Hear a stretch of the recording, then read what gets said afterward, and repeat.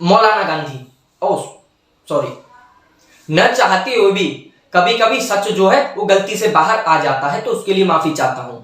महात्मा गांधी जी पर अवैध टिप्पणी करने वाले संत कालीचरण महाराज जी को मध्य प्रदेश के खजुराहो से आज सुबह गिरफ्तार कर लिया गया है। उन्होंने महात्मा गांधी जी के ऊपर धर्म संसद में एक अवैध टिप्पणी की थी।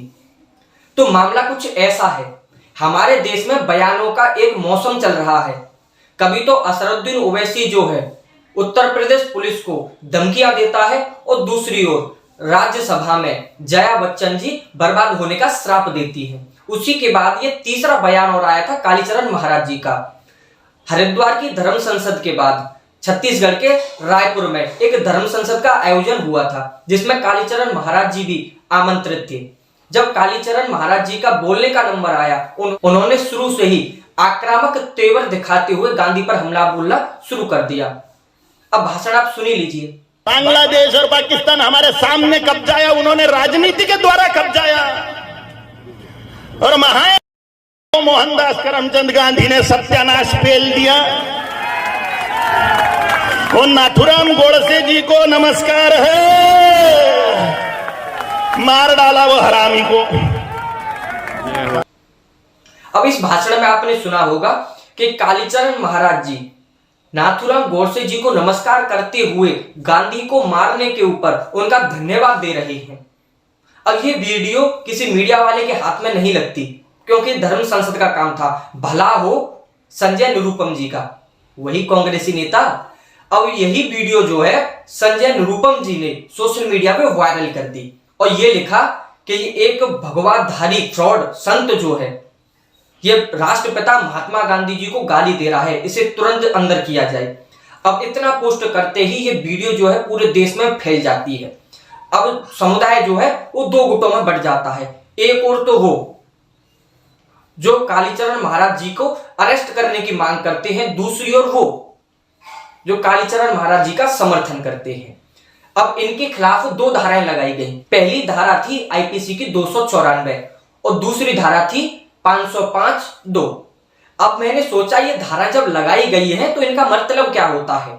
जब मैंने गूगल पर इनका मतलब देखा तो मैं चौंक गया। चलिए आपको बता देता हूं। ये पहली धारा है 294।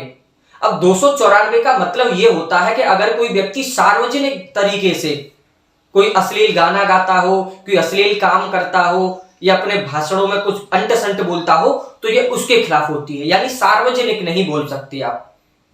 पर मैं ये पूछना चाहता हूं कि ये जो सार्वजनिक वाला चोचला है ये केवल संतों पर ही लागू होता है, भगवाधारियों पर, या किसी अन्य पर भी होता है?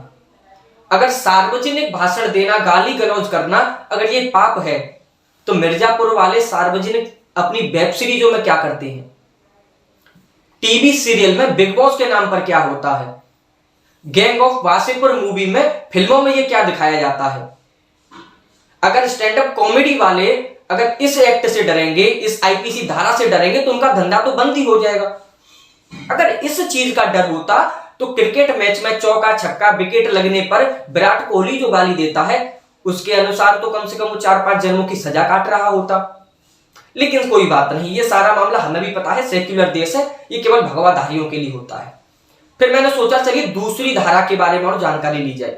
दूसरी धारा है किसी दो समुदायों के बीच की भावना को आहत करना। यह मामला मेरी समझ में बिल्कुल नहीं आया, क्योंकि भाई साहब देखिए, गांधी जी भी हिंदू थे और नाथुराम गोडसे भी हिंदू थे। अब इनमें दो धर्म बीच में कहां से आ गए? इसमें कौन से धर्म की भावना आहत हो गई? अगर गांधी जी को गालियां भी दे दी तो इसमें भाई एक ही धर्म तो रहा, दो धर्मों की भावना कैसे आहत हुई? अगर ये बात मैं आपके ऊपर छोड़ता हूं, अब आपको निर्णय निकालना है कि ये जो कालीचरण महाराज जी ने बयान दिया वो गलत था या सही था, वो मैं आपके विवेक के ऊपर छोड़ता हूं। अब आप देख सकते हैं कि जो धारा लगाई गई है वो किस तौर पे लगाई गई है। कोई भी व्यक्ति स्टैंड अप कॉमेडी के नाम पे हमारे देवी देवताओं को गाली दे दे, कोई आपत्ति नहीं है। कोई हमारे धर्म का मजाक उड़ाले, कोई आपत्ति नहीं है। कोई हमारे देवी देवताओं का मजाक उड़ाए, कोई आपत्ति नहीं है। वेब सीरीज के नाम पे अश्लीलता परोस लो, गाली गलौज दिखा दो, कोई दिक्कत नहीं है। फिल्मों में गाली गलौज दिखा दो, अश्लीलता परोस दो, कोई केस नहीं होता, कोई 294 नहीं लगती। लेकिन भाई साहब कोई संत आकर एक बयान क्या दे दे, उस पर भाई साहब FIR होने लगती है, गिरफ्तार करने की मांग भी उठ जाती है।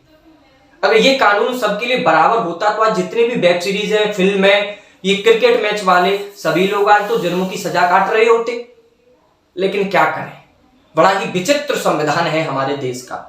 और देखिए एक न्यूज और बताता हूं, सन 2012 की RTI के खुलासे में कांग्रेस ने खुद कहा था कि किसी भी संवैधानिक तरीके से गांधी को राष्ट्रपिता नहीं माना गया है, क्योंकि संविधान में केवल शिक्षा और सैन्य बल की ही प्रावधान रखे गए हैं, ना ही गांधी जी के बारे में। और ये बात लोगों की जल्दी समझ में आ जाए तो बहुत ठीक रहेगा, क्योंकि ये मैं अपने लिए नहीं बोल रहा, मैं उन लाखों करोड़ों लोगों के लिए बोल रहा हूं जिन्हें पता है कि जिस देश की स्थापना लाखों अरबों साल पहले हुई थी, उस देश का पिता 100 साल पहले पैदा नहीं हो सकता। अगर ये आपको वीडियो अच्छी लगी हो तो इस वीडियो को लाइक करें, शेयर करें, कमेंट करें। बहुत बहुत धन्यवाद।